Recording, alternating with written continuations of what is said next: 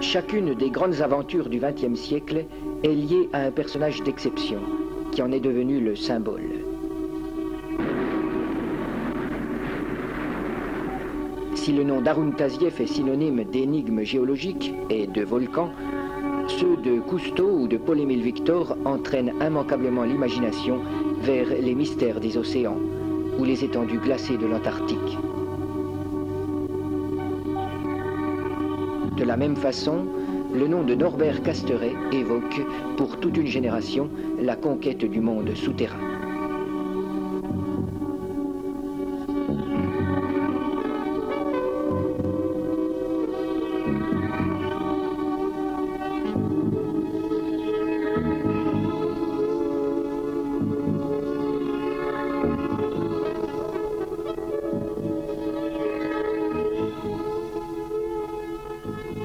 Aujourd'hui retiré à Saint-Gaudens, Norbert Casteret reçoit souvent la visite de spéléologues modernes en expédition dans les Pyrénées. Dans le cheminement complexe qui amène à se passionner pour les cavernes, il est rare qu'il n'y ait pas, à un moment ou à un autre, quelques livres de Norbert Casteret. Bien des spéléos rêvent ainsi de rencontrer leur auteur, de l'interroger sur sa carrière ou ses débuts. Et ses confidences révèlent un enthousiasme toujours aussi vif pour le monde des cavernes. Ça m'a pris de bonheur. Je ne sais pas pourquoi et je ne le saurai jamais probablement parce qu'on me pose souvent cette question. On me demande comment vous est venue votre vocation, qu'est-ce qui vous a attiré vers les cavernes. Et je ne puis pas répondre d'une façon certaine parce que la cause déterminante, je dirais, c'est que je suis né dans un petit village voisin de Saint-Gaudens, où nous sommes aujourd'hui, et à proximité de ce petit village de Saint-Martory, Haute-Garonne, il y a quelques cavernes dans une falaise. On vient buter la Garonne, et très jeune, j'ai été attiré par ces orifices qui étaient là dans la falaise. J'y montais, je pénétrais dans ces trous et je m'éclairais avec des bougies, bien entendu, que je chipais à la maison, et je circulais dans ces boyaux. Et je n'ai jamais su ce qui m'y a attiré et pourquoi j'y allais. Je n'y trouvais rien, mais j'y ressentais de fortes émotions. Tout ce que j'avais vu de spécial, c'était des chauves-souris, que je ne connaissais pas. J'ai fait connaissance des chauves-souris dans ces petites grottes. Et je me suis acharné à les explorer en entier. Et puis le goût m'est venu alors de chercher s'il n'y avait pas d'autres cavités, d'autres grottes dans les environs immédiats. Et alors j'ai commencé à sillonner le secteur dans un rayon, je dirais, de 20 km, avec mon petit vélo à roue serve, sans changement de vitesse, bien entendu. Et je demandais à des cultivateurs, à des paysans, à des gardes forestiers, des fois s'ils connaissaient des grottes. Les gens ne comprenaient pas. Quand je disais abîme, ils comprenaient encore moins. Et un jour, à l'orée d'un bois, où je m'acharnais à demander à une vieille femme qui ramassait du bois, je lui demandais s'il y avait une grotte dans les environs. Elle m'a dit oui, j'en connais une. J'y suis été quand j'étais petite, il y a longtemps, mais je m'en souviens bien. Mais vous la connaissez peut-être. Et qu'est-ce que c'est? Et c'est la grotte de Lourdes, elle me dit. Voilà à peu près comment les gens, n'est-ce pas, concevaient la spéléologie ou les cavernes dans cette région et à cette époque-là. Si Norbert Casteret ne redécouvre donc pas la grotte de Lourdes, c'est cependant à travers de semblables anecdotes que son attirance pour les cavernes se précise. Insensiblement, elle le détourne même des études de notariat que son père l'avait incité à entreprendre.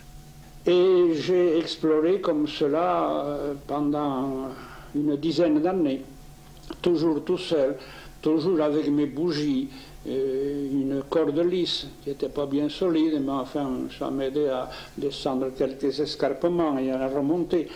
Descendre dans des gouffres, ça m'était absolument interdit, puisque j'étais seul et que je n'avais pas l'outillage voulu. Le terme de spéléologie, je l'ignorais totalement. J'allais dans les grottes, je ne savais pas ce que c'était que la spéléologie, car je n'ai connu Martel et ses ouvrages que longtemps après.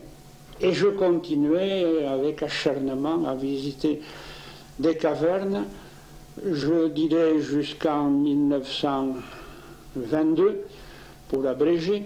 En 1922, toujours dans un rayon très modeste, à 15 km de Saint-Barthélemy, à bicyclette, je suis arrivé devant une certaine caverne au village de Montespan.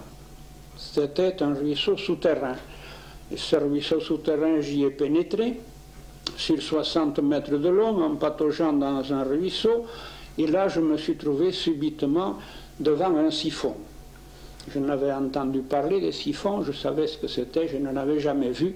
J'ai vite compris, n'est-ce pas, la voûte baisse, plonge sous l'eau, et c'est un obstacle impossible, impraticable, à l'époque du moins. Seulement, j'étais très bon nageur. J'étais plongeur aussi, et j'avais beaucoup étudié la plongée, m'acharnant à rester sous l'eau le plus longtemps possible. Alors, devant ce siphon, évidemment, mon esprit a beaucoup travaillé, je ne suis pas précipité d'emblée dans l'eau. J'ai posé ma bougie sur une petite aspérité rocheuse, j'ai oxygéné mes poumons, comme il faut le faire dans ces cas-là,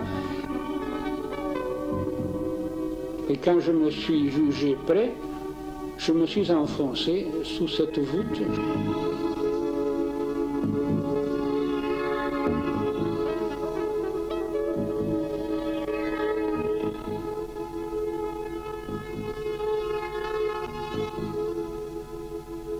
Je tâtais la voûte avec la main, avec l'autre main en avant, je tâtais pour voir s'il y avait quelque obstacle, et j'ai eu la chance, très grande chance, que ce ne fut pas un siphon prolongé. Au bout de quelques mètres, j'ai émergé, et j'ai compris que j'avais franchi le siphon. J'ai avancé sur des centaines de mètres, et j'ai débouché dans une salle qui m'a paru gigantesque. Je me dirige vers la paroi opposée, un couloir avec 7 ou 8 mètres de large, et pour arriver à la paroi rocheuse, je suis gêné par une espèce de bloc, comme ça, que je contourne, et en le contournant et en mettant la main dessus, je me suis aperçu que ce n'était pas un rocher, que c'était de l'argile, et qu'il y avait une forme bizarre.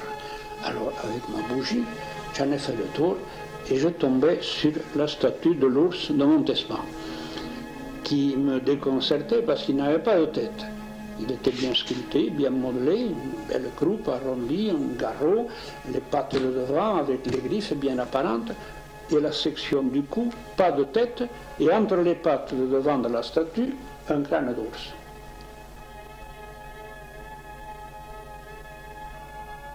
En revenant dans ce même couloir, je vois une statue de félin, c'est un lion, très abîmé, parce qu'il était appuyé contre la paroi et il s'était écroulé en partie, il n'avait pas de tête non plus.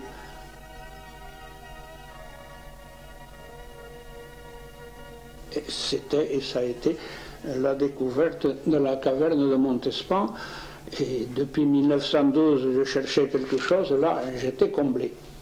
Et j'ai continué à explorer, et la plupart du temps, j'étais toujours tout seul.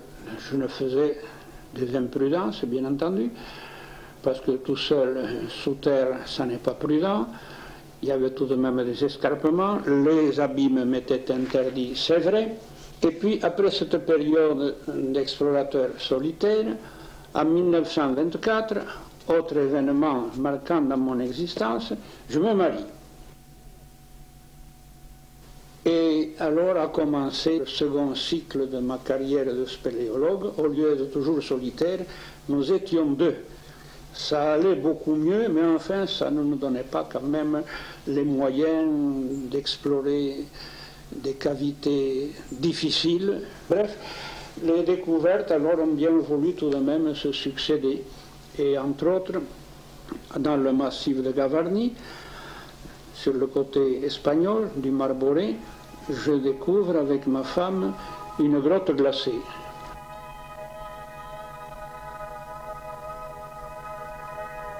À 3000 mètres d'altitude, l'exploration de ce type de caverne, remplie de glace permanente, représentait un véritable exploit. Pour le monde scientifique, ces formations souterraines inédites apportaient des éléments d'information intéressants. L'histoire géologique de la planète est inscrite dans ces empilements de glace fossile qui se sont accumulés sous terre depuis la nuit des temps. De suite après, je me rends dans le massif des Monts Maudits, la Maladetta, qui est à 35 km à vol d'oiseau, et je tombe sur un gouffre qu'on appelait le trou du taureau, où un torrent disparaît en entier. Et où vont ces eaux, d'où viennent ces eaux, je m'informe, je bouquine un peu et je constate que certains disent « mais ça c'est en somme la source de la Garonne ». Mais beaucoup d'auteurs contestaient cette conclusion, disaient non, non, non, ces eaux ressortent dans la vallée même, il y a des résurgences partout, c'est le Rio Essera qui est un tributaire de l'Èbre. Alors, grande discussion, et je décide de m'attaquer à ce problème. J'y ai mis 4 ans. De 1927 à 1931, Norbert Casteret multiplie les recherches en vue d'accéder aux cours secrets de la Garonne. Il visite d'innombrables grottes, prospecte en tous sens les massifs des environs, explore plusieurs centaines de rivières souterraines qu'il croit parfois devoir le conduire au collecteur dont il soupçonne l'existence sans parvenir à l'atteindre. Parallèlement, il entreprend une véritable enquête hydrogéologique, mesure et compare les débits, surveille les pertes et les résurgences supposées. Mais c'est finalement par une coloration réapparaissant au Gouey de Jouéou qu'il parvient enfin à définir la véritable source de la Garonne.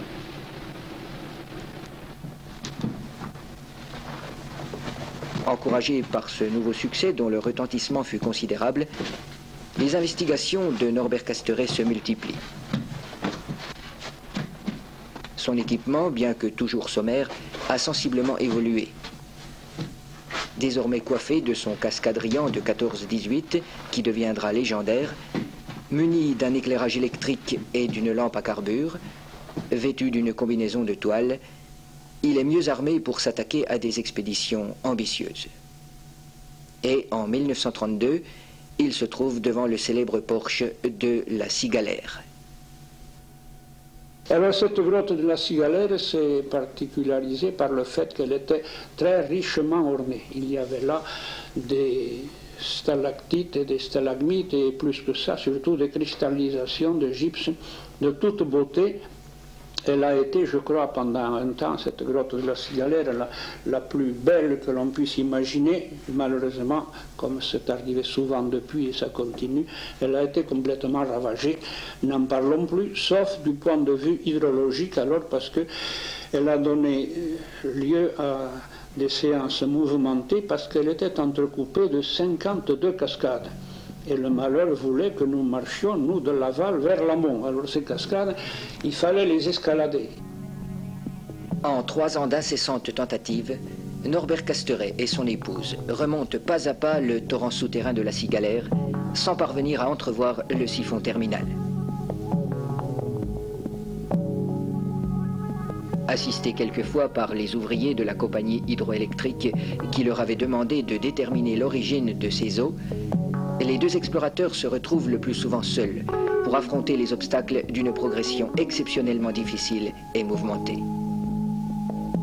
À mesure qu'ils avancent, les heures d'immersion forcées, les basses températures et la situation en altitude de la grotte rendent l'exploration de plus en plus aléatoire. Nous n'avions pas, bien entendu, d'équipement étanche à cette époque-là. Enfin, c'était très cruel, mais c'était très passionnant. Et puis au 3e kilomètre, quand même, je me suis arrêté parce que je sentais qu'un jour ou l'autre, nous irions à la catastrophe. Et je suis monté plus haut dans la montagne, au-dessus de cette grotte, et j'ai eu la chance, j'ai trouvé un orifice de gouffre tout à fait quelconque dans lequel je suis descendu, et j'ai entendu des grondements de cascades souterraines. Je venais de tomber sur le torrent souterrain qui lui aussi circule dans la grotte de la Cigalaire. Alors, nous nous sommes attaqués, ma femme et moi, à ce puits, à ce gouffre qui est à 2200 mètres d'altitude et j'ai eu recours à mon ami et collègue de Joly qui commençait à faire parler de lui parce qu'il fabriquait du matériel spéléologique absolument révolutionnaire que l'on n'avait jamais vu et en particulier ces fameuses échelles en fil d'acier avec barreaux en électrons dont il m'a muni.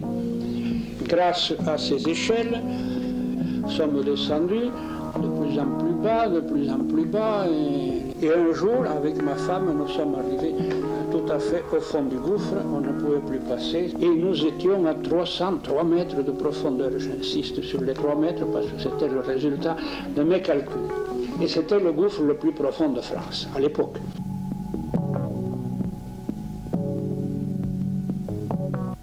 En marge de ses exploits et d'un palmarès que ne renieraient pas les plus performants des spéléologues actuels, Norbert Casteret fut aussi un passionné de préhistoire.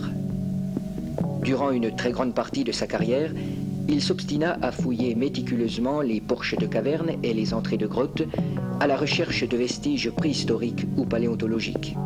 Sa ténacité fut notamment récompensée par la découverte et l'étude complète de 6 cavités renfermant des dessins et des peintures préhistoriques de grande valeur. Peu après la dernière guerre mondiale s'ouvrait le 3e volet de sa carrière, celui des grandes expéditions au sein d'équipes nombreuses et organisées, face à des gouffres aussi prestigieux que la Pierre Saint-Martin ou encore la fameuse Haine Morte. C'est d'ailleurs là qu'était à nouveau battu en 1947 le record de profondeur. Norbert Casteret participait encore à l'exploration du réseau Trombe, qui, avec 52 km de puits superposés, d'étages et de labyrinthes souterrains, devait devenir le plus vaste gouffre-grotte alors connu. Mais surtout, en consacrant son existence à l'exploration de plus de 2000 grottes, gouffres et rivières souterraines, Norbert Casteret eut l'occasion de vivre beaucoup d'aventures, et son grand talent fut de savoir les raconter. Dès 1933, il s'attacha par ses écrits à faire partager sa passion des cavernes, dépeignant tour à tour l'émerveillement de la découverte ou le suspense d'une exploration difficile. Près d'un demi-siècle sépare 10 ans sous terre, le premier de ses livres, et Les grandes heures de la spéléologie, récemment réédité. Un demi-siècle jalonné de 30 ouvrages, dont une grande partie fut traduite en langue étrangère. Ces dons d'écrivain allaient permettre à Norbert Casteret de faire de son activité d'explorateur du sous-sol une profession.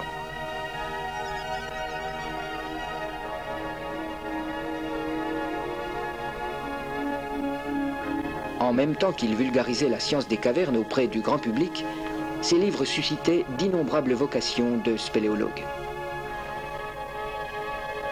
Aujourd'hui encore, à l'heure où la technique et l'exploration sportive viennent souvent en tête des préoccupations des spéléos modernes, le plus spectaculaire des récits de première n'a pas fait oublier les descriptions enthousiastes nées de ces randonnées solitaires.